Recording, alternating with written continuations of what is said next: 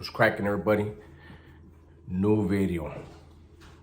It's my second video of the day. So if you guys saw my video on the other channel, yes, it's the same shirt, it's the same day. Gunner's live right now. I'm supposed to go live after him. I probably won't. I'm tired right now. That's why I'm knocking this video out right now. It's barely 7 o'clock at night. I feel like getting old, man. So anyways, a man should always be willing to admit when they're wrong, right? Only a kid can't do that, you know, because kids are still moved by ego, and they're still worried about what other people may think about them or how people would look at them. And the reason why I bring this up is because of the title of my video today.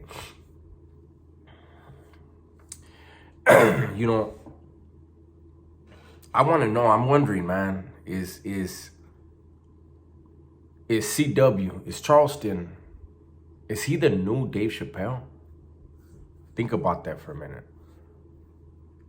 I think Dave Chappelle is probably one of the greatest comedians ever. And what makes him such a good comedian is that he watches the world. He watches people around him. He's listening. And he's able to tell us a story about our life, our generation, our time, past generations, past times and eras, etc. Highlight the bullshit of it all, and yet find the humor in it.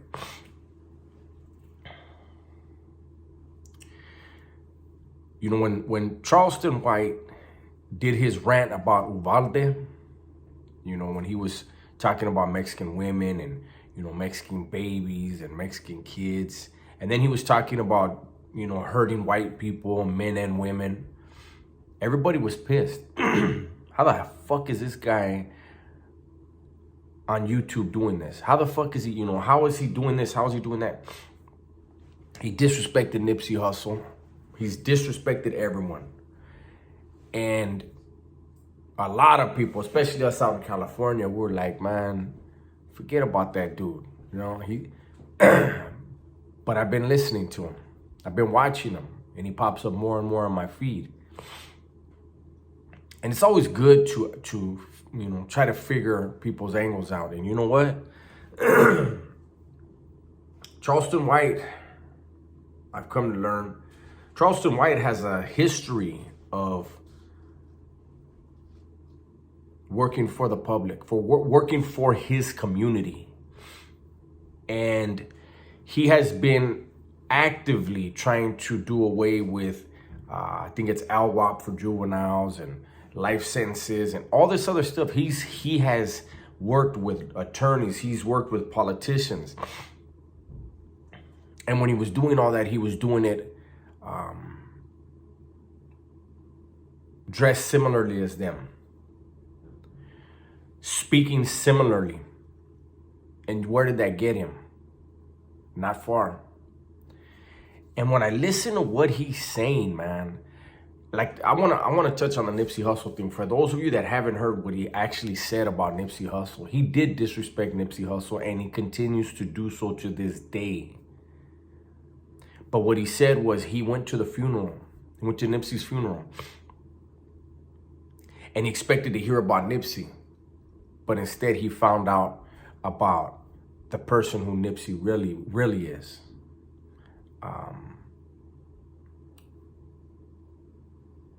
He said the person who Nipsey was a character. Aramis is Nipsey's real name. He said he respects Aramis. He has love for Aramis, but he hates Nipsey. And I thought about this. That's deep. You know, a lot of what he says it to be sensationalistic. But if you can put that shit to the side, or if you can even understand why he's trying to be sensationalistic, it's because when he was that average dude, that hardworking dude, pushing with, you know, passion and trying to make a difference in his community, nobody wanted to hear it. Then he forced people to hear him.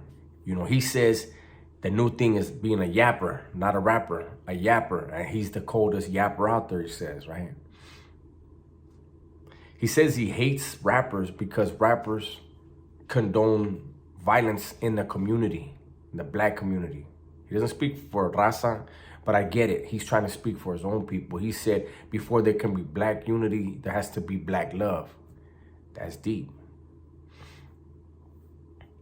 Do I approve of the way that he does what he does? No. But is it effective? Yes. There's a lot of people that are starting to figure out what his agenda really is. And it isn't hate. It's to provoke thought, to open people's eyes. You know, when he got in this beef with T.I. and Little Boosie and them, he said straight out, like, you say I can't speak about your children, but yet you speak about other people's daughters in your lyrics. You speak about other people's sons when you talk about killing people. And he posed the question, how many people have been killed listening to your music? And how many of those people were black killing black? And we could look at it from the Raza community and say the same thing, you know, but I fully get what this dude's trying to do and what he's trying to say. You know, he said he came to California and he played the fool, you know, and he learned about the hoods out here. He was in the hoods. And he said it's unfortunate that in California, and it's not just in the black community, it's in the brown community also. That's why we do these channels, man. He said, you know, there's dudes that are 60 years old still sitting in a park talking about the things that they did when they were a teenager. They don't own a home. They don't own a house. Their life is basically their memories, and those memories are all of hurting people, of hurting themselves, of victimizing people, victimizing the community. My dog's over here drinking water. But I think that's deep, man. You know, I don't know. I think that what he's trying to do, I understand it, but I think he's, I don't know if he understands that it's probably not going to be, it may look like, and somebody that looks like him may be utilized, but when you start, there's big business in incarceration. There's big business in, you know, brown killing brown and black killing black and black killing brown, brown killing black. There's big business behind that, you know, and him getting as much attention as he's getting, I think he's looking at the wrong people thinking, oh, I just got to worry about gangbangers and rappers and rappers' families. I don't know, you know, I hope he's able to get enough people to think about what he's saying to where they'll realize, like, you know what, it's right. But if you think about it, the record industry, the entertainment industry, they don't like pushing positive music anymore. You know, back in the 80s, you had rappers that were pushing a positive message and the industry shut all that down. You know why? Because they got in cahoots. I really believe part of that letter, I don't know if you guys heard about it, that letter, supposedly the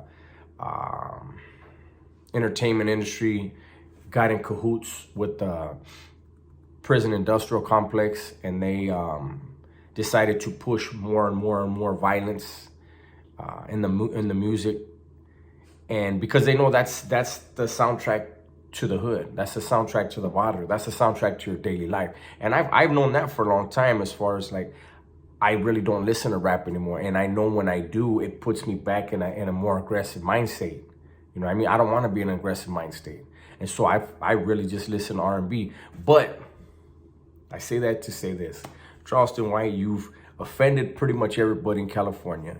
You've offended the whole rap industry, and I get why you're doing it, but understand, all them rappers are making crumbs. The people above them that you will never identify or recognize when they come for you, they're the ones making the real money. So that's my little 2 cents for Charleston. I do want to say I was wrong. I get that he's a troll. He's the biggest troll out there.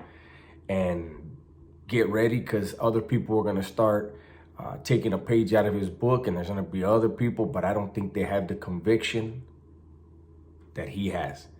I don't think they have the passion. He has a passion for helping kids. That's what pushes him to do what he does and be so fucking negative and put himself in such harm's way. Because the harm that he's putting himself in, it's a whole lot bigger than some rappers and bangers. But anyways, that's my video for today. Hopefully you guys like it. Don't forget, I have a second channel, Dubess, Dubess. I'm trying to put out more content over there. It's a different thing. It's more reaction channels over there. Here, it's the same as we've always had it. If you like the video, like it, share. If you're not subscribed, subscribe to the channel. I appreciate your time. Be safe, be smart, and tell the ones you love that you love them, man. I'm out.